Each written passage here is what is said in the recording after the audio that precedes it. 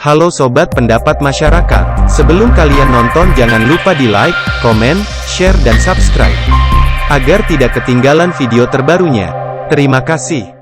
Nilai dolar diprediksi akan hancur. Ini muncul setelah adanya organisasi yang namanya BRICS, yaitu Brasil, Rusia, India, China, dan South Africa. Menurut Jim O'Neill, ex-chief dari Goldman Sachs, menyatakan bahwa memang BRICS ini dibutuhkan untuk mengurangi dominasi dolar di ekonomi global. Karena memang dominasi dolar ini membawa banyak sekali masalah, terutama untuk negara berkembang yang memiliki hutang dalam bentuk US dollar. Ketika suku bunga naik tinggi, maka memang dolar itu secara value akan naik dan menyebabkan negara berkembang sulit untuk membayar hutangnya. Dan karena tingkat suku bunga yang terus naik, maka menyebabkan negara berkembang ini sulit juga untuk membayar bunganya. So, dengan adanya BRICS ini diharapkan bisa menjadi penyeimbang supaya dominasi dolar tidak begitu kuat. So, gimana menurut kalian? Apakah dengan munculnya BRICS ini akan menghancurkan nilai dolar Amerika?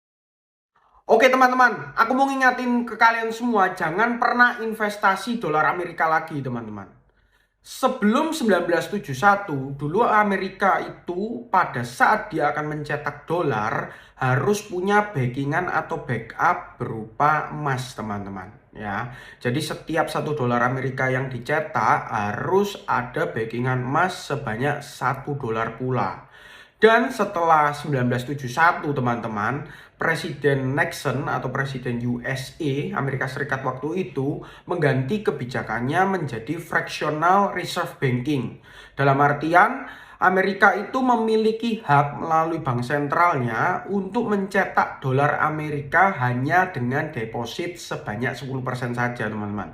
Jadi pada saat teman-teman taruh uang kalian atau duit kalian di bank US sebesar 1 juta rupiah, bank sentralnya itu memiliki hak untuk mencetak uang sebanyak 10 juta rupiah. Ya, ini kalau misalnya kita kurskan secara rupiah, teman-teman.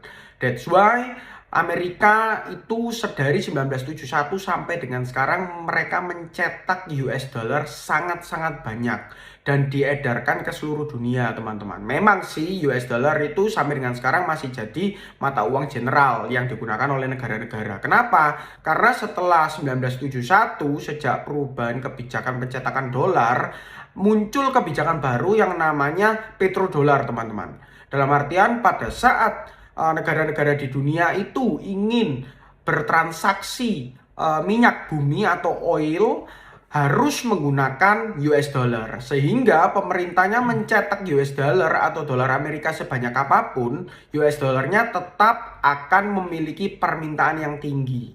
Jadi secara nilai tukar pun US dollar masih oke-oke aja gitu ya teman-teman ya. Tapi sampai dengan saat ini dan baru-baru ini keluar teman-teman perjanjian multilateral atau perikatan berbagai macam negara ya, dimulai dari Brasil, Rusia, Cina, kemudian India sampai dengan Afrika Selatan yang mereka melakukan perjanjian membuat satu mata uang baru teman-teman ya, dan nama mata uangnya adalah BRICS ya, singkatan dari nama-nama negara tersebut. Nah, artinya mereka akan melakukan transaksi minyak bumi ataupun transaksi komoditas-komoditas lainnya menggunakan mata uang yang akan mereka ciptakan tadi, meninggalkan US dollar teman-teman. Dan kalian tahu PDB atau pendapatan domestik bruto dari negara-negara yang bersepakat tadi itu kurang lebih 26% dari PDB total di dunia teman-teman. Nah, berarti permintaan US dollar kurang lebih bisa turun sampai dengan 26%.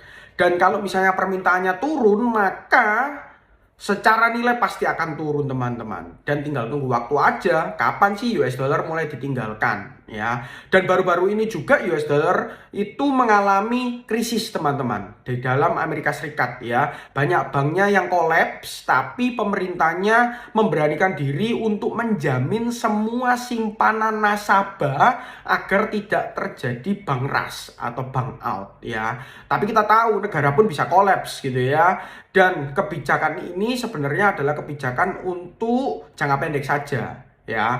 Tapi kalau misalnya pemerintahnya berani menjamin dan permintaan atau nilai dolar mulai diturunkan oleh masyarakat dunia dan negara-negara adidaya, ya kita bisa tahu teman-teman investasi di dolar bakal seperti apa ke depannya. Mungkin 10 ataupun 15 tahun lagi US dollar benar-benar akan ditinggalkan dan negara Amerika sudah bisa dipastikan menjadi negara non-adidaya, teman-teman. Oke. Dan teman-teman tahu nggak sih kalau misalnya US dollar mulai turun, kalian harus invest kemana? Kalian invest ke instrumen investasi yang memiliki tingkat suplai rendah, teman-teman. Ya, contoh emas, perak, tanah, properti dan sebagainya, yang secara kuantitas itu tidak mungkin bertambah, tapi secara nilai pasti meningkat, teman-teman. Ya, mulai alokasikan diversifikasi aset kalian dan mulai tinggalkan US dollar. Ini peringatan ya, tapi bukan saran untuk membeli atau menjual, tapi ya paling tidak kalian bisa mulai wise dalam berinvestasi sedari sekarang, teman-teman. Kira-kira menurut teman-teman gimana? Jangan lupa komen. Thank you. Ini dolar Amerika Serikat bakal turun sih, karena ekonomi Amerika Serikat yang makin melemah. Ekonomi Amerika Serikat saat ini tuh sangat memprihatinkan. Jika dilihat dari ke belakang, Amerika Serikat tuh udah nggak pernah lagi mencatat APBN sejak tahun 1957. Dan surplus saat itu tuh sebesar 2,2 miliar US dollar, yang dipimpin oleh Presiden Dwight Eisenhower. Sejak saat itu, Amerika Serikat terus mengalami defisit APBN. Artinya, untuk membiayai belanja, perlu menambah utang misalnya melalui penerbitan treasury. Dan Amerika tuh melakukan gali lubang tutup lubang hingga akhirnya menumpuk. Alhasil pada Oktober tahun lalu, utang Amerika Serikat tuh udah menembus 31 triliun US dollar atau sekitar 460.000 triliun rupiah. Itu tuh pertama kalinya dalam sejarah. Pada tanggal 31 Maret lalu tuh utang Amerika Serikat udah menembus 31,45 triliun US dollar dan menjadi negara yang memiliki utang terbesar di dunia. Jadi permasalahannya adalah Amerika Serikat dapat membayar utang segitu banyaknya atau justru malah gagal untuk membayar utang itu. Menurut kalian gimana? Tulis di kolom komentar.